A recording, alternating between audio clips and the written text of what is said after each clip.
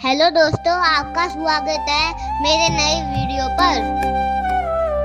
बहुत प्राचीन समय की बात है। एक छोटे से गांव में एक निर्धन ब्राह्मण अपनी पत्नी के साथ रहता था। वे अत्यंत ही धार्मिक और ईमानदार थे, किंतु गरीबी के कारण जीवन अत्यंत कठिनाइयों में व्यतीत हो रहा था। 2 वक्त की रोटी जुटा पाना भी उनके लिए कठिन था, लेकिन भगवान शिव के प्रति उनकी भक्ति अटूट थी। ब्राह्मण दंपति विशेष रूप से सावन माह में हर सोमवार को व्रत रखते थे। वे शिवजी का जलाभिषेक करते, बेलपत्र अर्पित करते और दिन भर उपवास रखते थे। उनकी एक ही आशा थी, भगवान शिव प्रसन्न होकर उन पर कृपा करें।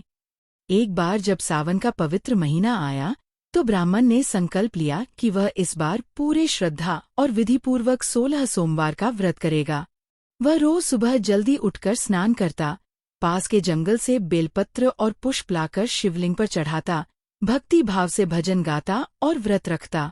एक दिन जब वह जंगल में लकड़ी काटने गया तो रास्ते में एक वृद्ध संत मिले।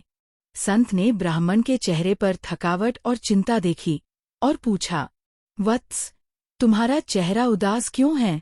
ब्राह्मण ने हाथ जोड़कर कहा, स्वामी, मैं और मेरी पत्नी अत्यंत गरीब हैं, परंतु हमने कभी शिव की भक्ति नहीं छोड़ी। सावन में सोमवार का व्रत करते हैं, फिर भी जीवन में कोई बदलाव नहीं आया। संत मुस्कुराए और बोले, तू चिंता मत कर। भगवान शिव भक्तों की परीक्षा लेते हैं, लेकिन उन्हें निराश नहीं करते।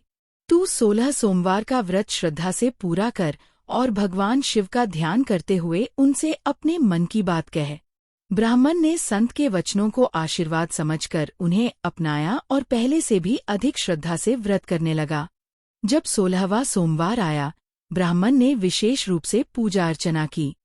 रात में जब वह सोया, तब उसे स्वप्न में भगवान शिव स्वयं दर्शन देकर बोले, वत्स, मैं तेरी भक्ति और तपस्या से प्रसन्न हूँ।